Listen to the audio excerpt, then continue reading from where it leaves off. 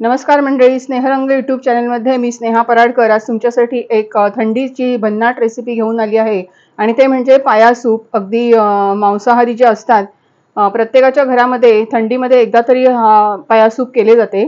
आम्ही पायाचा रस्सा म्हणतो त्याला, की भातावर पण आम्ही खाऊ शकतो. तर हे 4 पाय आणलेले आहेत 340 रुपयाला आणि मटणाच्या दुकानात भरपूर याला मागणी असते. हल्ली मॉलमध्ये पण सर्रास मिळतात. तर हे आपल्याला स्वच्छ करून म्हणजे भाजून देतात ते अगदी मटणवाल्यांकडे. आणि तरी पण आपण घरी गॅसवर सांडशीमध्ये असं पकडून त्याचे केस असतात ते जाळून घ्यायचे. ते महत्त्वाचं असतं की त्याच्यात केस राहता कामा नये. तर इतके स्वच्छ करायचे. हे माझ्या बाबांनी मला शिकवलं होतं, त्याच्यामुळे मी पण तुम्हाला ह्या टिप्ससह सांगते. आणि आता हे आपण डायरेक्ट फोडणीला कुकरमध्ये घालणार आहोत. तर आपण इंडक्शन चालू करूया. आपण इंडक्शनवर कुकर ठेवलाय आणि 2 चमचे आपण याच्यात तेल घालूया. खूप तेल घालायची गरज नाही, कारण पायाला खूप तेल सुटतं नंतर रस्सा असतो त्याला.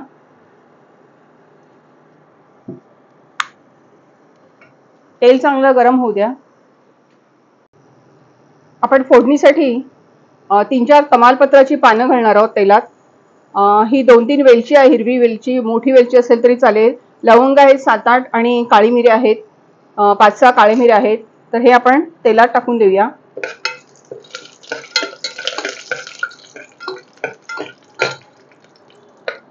आता आपण ह्यात 2 चमचे किसलेला लसूण आहे. हा लसणाचं प्रमाण जास्त घ्यायचं आणि त्या सूपला खूप छान चव येते. मोठे 2 चमचे आपण लसूण घेतलाय बारीक चिरलेला, किसून कुटून घेतला तरी चालेल. तो छान लालसर परतून झाला की आपण त्यात बारीक चिरलेला कांदा घालणार आहोत. अतिशय सोपी कृती आणि पटकन होणारी. आपण एक मोठा कांदा घेतलाय.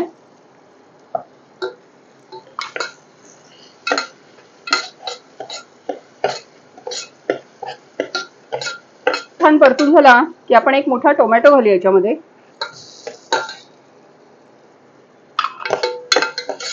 पाया आधी नुसते कुकरमध्ये शिजवून पण घेतात आणि नंतर फोडणी घालतात रस्सा बनवायला. तर आपण या छोट्या कुकरमध्ये आता एकदम सगळंच बनवणार आहोत. कांदा टोमॅटो सर्व परतून झालेला आहे.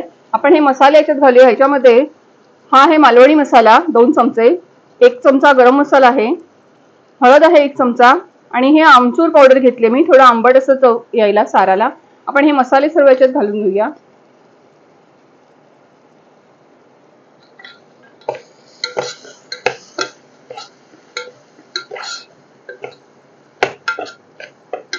खूप छान परतून झालं की आहे आलं मिरची लसूण आणि कोथिंबीरची पेस्ट ती घालूया आपण. एक छोटी वाटी घेतली आहे मी. मिरच्या कमी घ्यायच्या म्हणजे तिखटपणा म्हणजे चटका लागता कामा नये पिताना.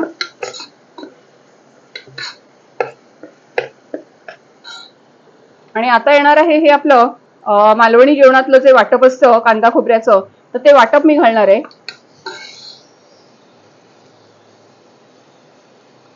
एक मोठी पाऊण वाटी मी वाटप घेतलंय, कारण आपल्याला हा रस्सा बनवायचा आहे, पातळ घट्ट नाही करायचंय. खूप छान परतून झालं की आपण यात हे धुतलेले पाया घालणार आहोत.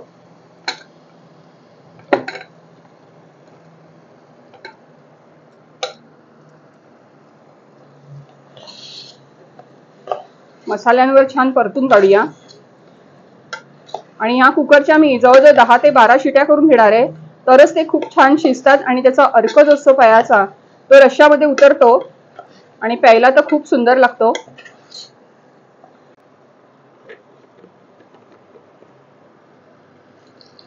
जवळजवळ अर्धा कुकर भरेल एवढं मी पाणी घालणार याच्यात.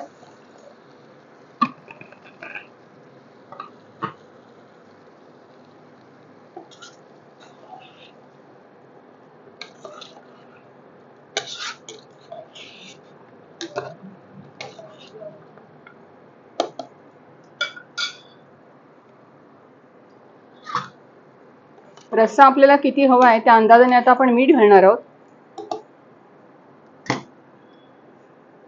आपण छोटे 2 चमचे मीठ घालणार आहोत.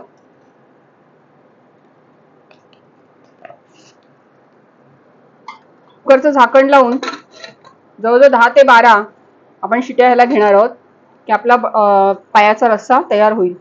आपण जवळजवळ 15 शिट्या केलेल्या आहेत आणि कुकर आता उघडून बघूया. खूप मस्त असा रस्सा झालेला आहे, बघाल तुम्ही. आणि इतकाच पातळ ठेवायचा की आपल्याला पिता आला पाहिजे व्यवस्थित. आणि आपण तो आता भांड्यात काढून घेऊया एका. आपला झणझणीत असा मालवणी पद्धतीचा पायाचा रस्सा किंवा पाया सूप पण म्हणता येईल तर झालेला आहे. सर्व करताना त्यातले 2-3 असे तुकडे पीसेस जे आहेत ते आपण याच्यात ठेवायचे आणि पातळ रस्सा प्यायला द्यायचा. थंडी तर अतिशय उत्तम. आणि गरम गरम आपण हे पाया सूप घ्यायचं.